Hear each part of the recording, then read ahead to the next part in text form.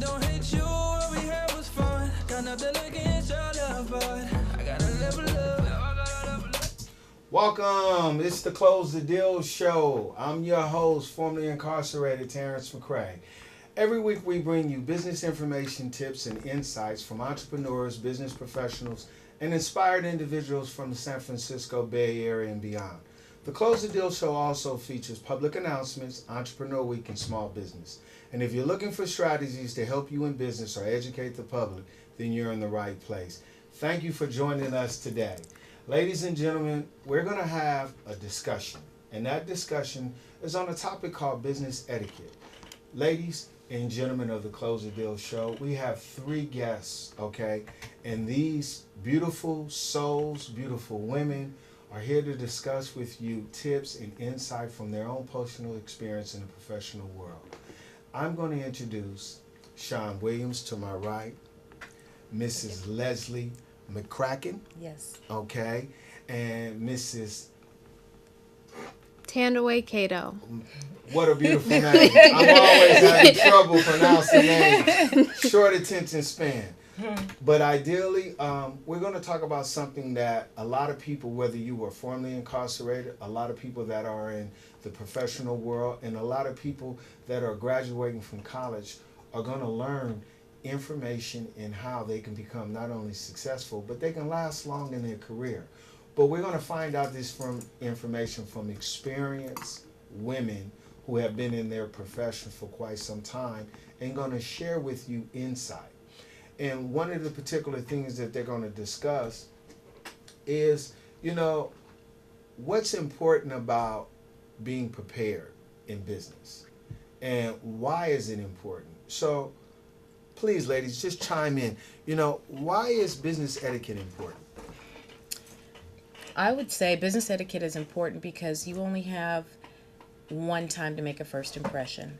So if you're referring to etiquette in terms of the way that you present yourself from a physical perspective, then that's one element. And then in terms of the way that you posture your business is another perspective. So etiquette across the board in terms of the way you dress, the way you present yourself, the way you communicate, and understanding your clients' needs and so forth are all ways in which that you need to present yourself in a manner that's digestible to the people that you're dealing with. So who develops these policies?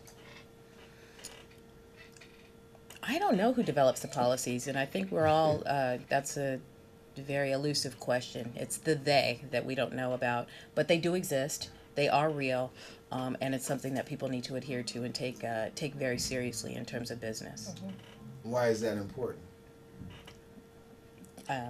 It's important because it's the way that you do business and the way that you present yourself in a business environment really is the telltale sign on how you're perceived by your potential clients and how professional you are.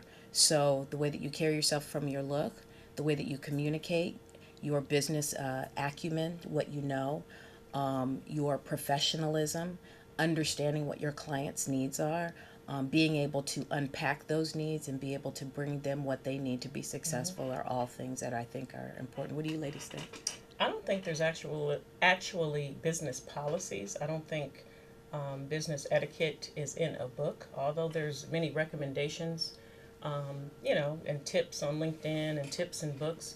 But I think your business etiquette and your strategies actually come from experience. I think when you move through and move up the corporate ladder, it's a new experience every day. You never know what you're going to encounter.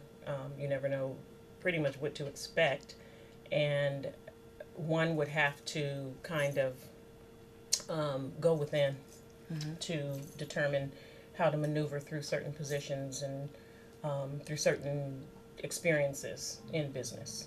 But I don't think there's a policy that's written that you can go buy. Of course you can buy a business etiquette book, but I know personally, my personal experience, I'm a master prepared registered nurse, and there is nothing that I'm not going to say nothing that I use that I learned in school. A majority of my experience has been out in the field and interacting with business professionals and physicians and nursing professionals. So, say for instance, I used to formerly work for FedEx, and they would give you a rights and responsibility manual. Mm-hmm. So, I would interpret that as a form of etiquette in which you have to go by. In your profession, I know that you're in the finance industry. When you took on your career path, did someone give you a manual or information of what that company represents and what is expected of you? I think there's definitely within my company there's talk about like how you should dress and just how you should look professional. As far as specific manuals saying like you should wear this or you shouldn't wear that, I haven't seen anything like that. And what do you do professionally again? I'm a financial advisor. And how long have you been doing that? I've been in the role for about 8 months now. Okay. Yeah. Okay. And what do you find interesting about some of the things in the finance world, etiquette wise, that you didn't see outside of being in that type of career path? What was the difference? I would say it's more of a professional dress as far as in other roles that I've been in or even other companies because there's other financial, companies that don't require you to dress super professional. It could be more casual, especially with a lot of tech companies in the Bay Area. Okay. So I think the policy in terms of what you have to wear, what you have to look like have changed a lot. And that's also based on the dynamic of a certain company culture and just what that culture then represents. So something like, maybe a tech company in San Francisco might be a little bit more relaxed as well. So, Okay. yeah. Leslie, Yes. what is your profession again? Well, I'm a small business owner, and my background is in communications. But right now, I'm doing consulting. So I have 35 years of business experience working in a lot of different companies. So to echo actually the sentiments of both of the ladies here, I think that there's a shift in the way that people consider professional. Mm-hmm. You've got an old school mentality of people that were, there was an old ideology that you were supposed to dress a certain way, present yourself a certain way, and now we're moving into virtual opportunities and people being able to work from home and Correct. a lot of different the way that business is done, it's very different. Okay. So the way that you present yourself, the rules of engagement have shifted quite a bit, I'd say. So what would you say is your best experience from an example of etiquette in the work field for the 35 years that you've been in your profession? The best example of etiquette? Yeah. In terms of dress, I just want to ensure that I understand. So I would say that the being neat and clean and wearing clothes that you're dressing for the role that you want. Okay. Right. I would encourage people to, even though it's what I consider more of an old school philosophy, I encourage people to dress like the position that you want as opposed to the existing culture.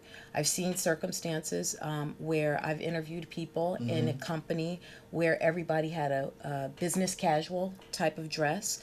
And I would hesitate to encourage people to go to an interview based on the existing dress culture. I think it's important that you go to the interview dressed like the interviewee. Okay. Right? Mm-hmm. So be professional, put your best foot forward. When you get the opportunity and you get the job, then you can dress like the culture. But if you're working at an environment where they're wearing khakis and polo shirts, don't go to the interview wearing that. Go to the interview in your best business outfit so you can present your best self. And then once you get the opportunity, then you can sort of blend into the culture in terms of dress. When it comes to setting an agenda, how many of you all have worked on actual plans of building something? Like when you set an agenda, right, etiquette wise, what are the requirements for someone you're dictating to in regards to, say you have 5 people on your staff, mm-hmm. right? What are the requirements under that etiquette standard that you expect of them? Do you mean executing, delegating, or are you Absolutely, it's an agenda. Okay, you have an agenda and you're executing something, and what etiquette-wise would you have expectations on them? Well, I think that would go under the category of your delegation skills. I've, in my experience, I work in healthcare. So if I want to execute something and I'm speaking to one of the nurses or even a physician, what I'm saying needs to be extremely clear because somebody's life depends on it. So, with that said, I usually ask for them to repeat back what I'm saying, but at least I have to confirm understanding. Right, Okay. making sure Absolutely. they understand, they comprehend what the expectations are. Absolutely. So I would say diplomacy, Okay. right? The way I've worked in a lot of areas, and some of them have sensitive materials and so forth with it. So professionalism, diplomacy, the way that you communicate with people is important. Being a good listener, being able to understand and be comfortable to ask questions if you don't understand something, because there's nothing worse than a person who just nods yes because they're in a position where they don't feel comfortable asking for clarity and then executing it incorrectly. Absolutely. And then the fallback on that becomes problematic. So in for my team, communication is key. There's no such thing as a bad question. Always give the information that you need to be able to be the best person to do that job. And if you need some support, ask for it. Right. Be a good team person. Give each other time to, work collaboratively as a team, right? Everybody's opinion matters. It might be tabled, it might not be the time, but everybody's feedback matters. So Absolutely. that's the environment that I set with my team, is that we're all listening, we're all diplomatic, we're all professional, we're not in an attack mode, we're looking at the agenda, we're setting up a strategy in which to move the needle forward in everything that we do. We're always cycling back, we're focusing on lessons learned, trying to make sure that we're learning and growing as an organization moving forward, and we're not making the same mistakes over and over again, and that as a team we're working collaboratively, and that we're motivating one another, and we're supportive of one another. What that sounds like to me is respect and time, because without adequate preparation, we're not respecting. We're not respecting each other's time. And Absolutely. whenever you're developing an agenda, that's what it all equates to. I have to respect your time, and I have to respect you. So that's very important. Right. Leslie actually brings up a great point. When you're working on a project and with a team, you have to determine the strengths of each team member, because one person may not have the strength in, let's say, PowerPoints or even presenting communication. So you have to know, as a project manager, you need to know your team and be able to determine the strengths of each team member. Have you had that experience yet? Yeah, so definitely just back to what you're saying, knowing the different personality types, because you find expectation for every single person in that group might not be realistic, Absolutely. because one person's going to be better at one thing, another person's going to be better at another thing. So yeah, that's definitely important, and having a transparent communication between people, making sure we're all going to display the same message, common ground. Can I Absolutely. piggyback on what you said? There's one thing that I think is important also, is to remember that in a team environment with a multitude of stakeholders, there's competing priorities. Not just competing priorities, everybody has an agenda. So if you're talking about a project, and you have stakeholders in different areas, there's something that's important to each group that's there, and it might not be the same thing. Absolutely. Right? So you're in a situation where if you're running a meeting or a project and you're trying to move something forward, the what group A might be looking for and group B might be looking for. At the end, we're all looking for the project to be completed, but there's different angles. So you have to have a bird's eye perspective as a team leader, and be able to understand the needs of each of those individual groups, and be able to make sure that, because maybe team A is louder than team B, or team C in that particular situation, that you are still honoring the fact that everybody has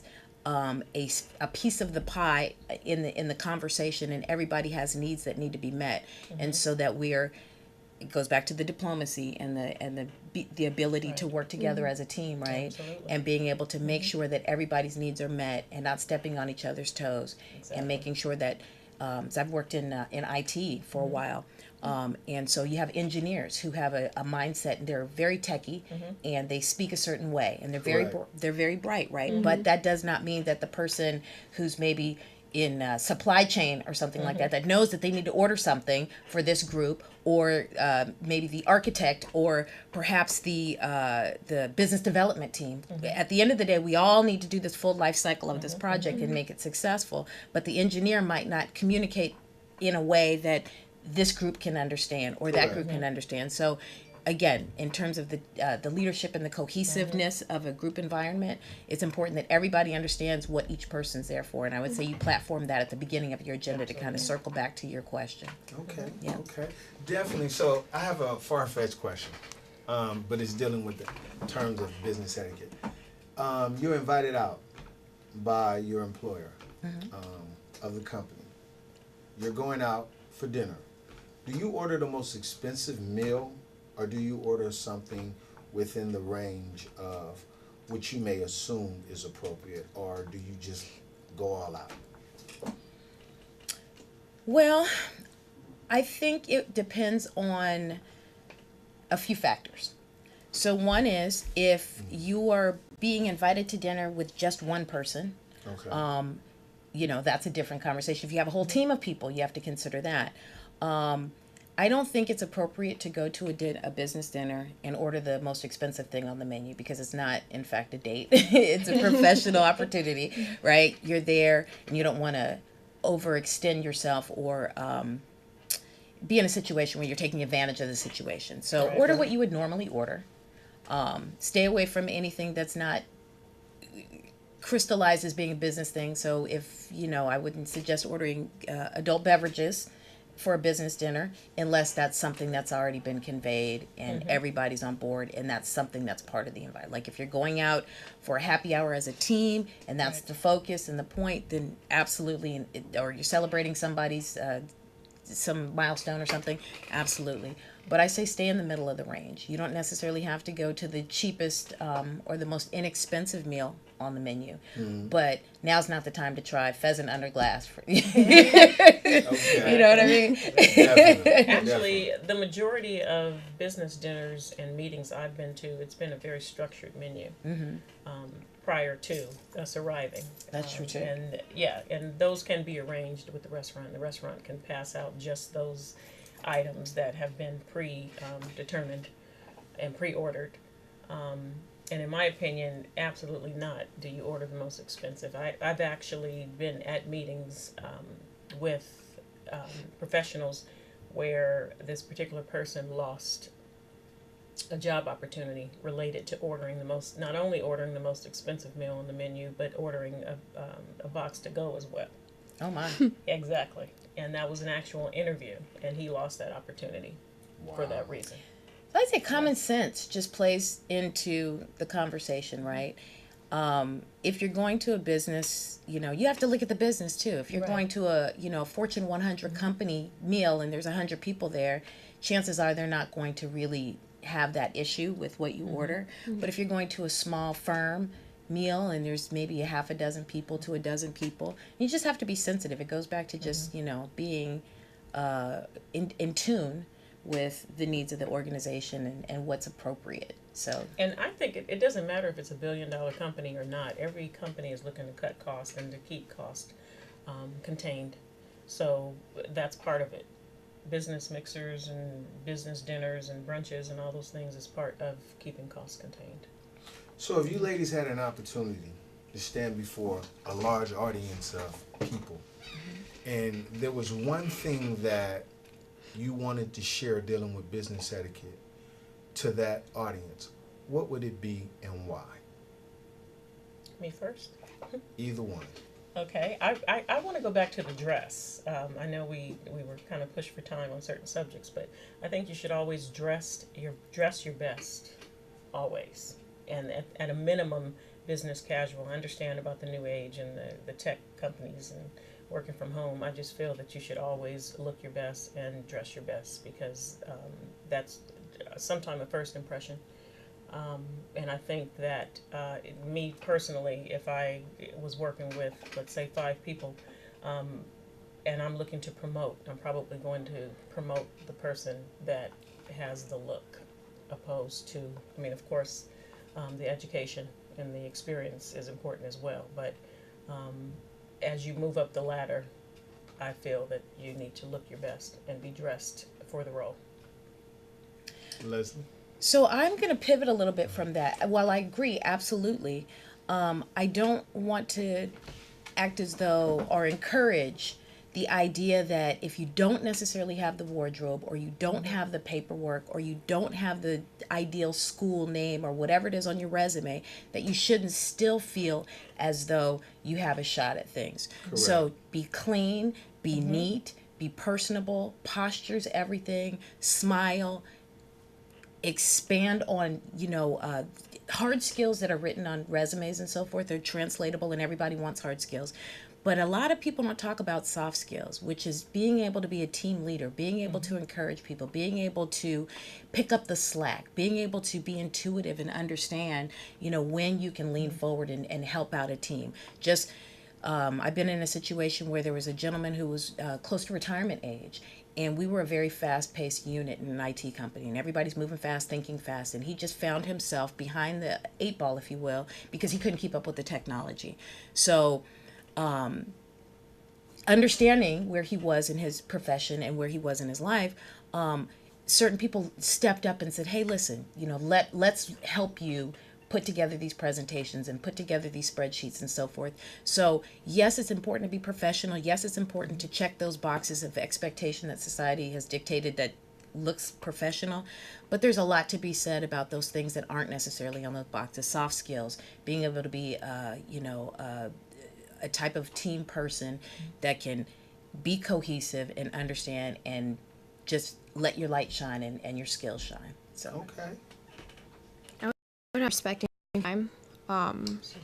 That's definitely been an important one. I know even if it's like 5 minutes, sometimes you're guilty of it, but if you can come a little bit early and just like set the bar really high, I think people will try to match that the next time you meet and kind of set an expectation. So I think coming early and just showing people that you're ready to get started on what you're trying to do. Well, first of all, I want to thank each and every last one of you ladies for coming on the show and giving your insight from your own personal experience. You're very welcome. Thank you. thank you so much. Thank you. Thank you. Before we close this deal, tune in and contact www.bavc and connect with Karma Bennett. If you want to learn more about social media marketing, if you're trying to generate traffic to your not only media page, but to your business, reach out to Karma Bennett here at BAVC, which is Bayback Area Video Coalition, and sign up for her social media marketing class. If you have suggestions, questions, or even want to apply to be a guest on the Close the Deal Show, go to www.theclosethedealshow.com. San Francisco Bay Area viewers, you can find us every Monday night on cable Comcast, channel 29 at 8:30. Also, every Wednesday, you can find us live at 6 o'clock right here at BAVC. Worldwide, find the Close the Deal Show on YouTube. Just type my name, Terrence McCray, click my picture. Please subscribe, like, and comment on your favorite episode. Take good care, everyone, and don't forget, find the right connection and close the deal.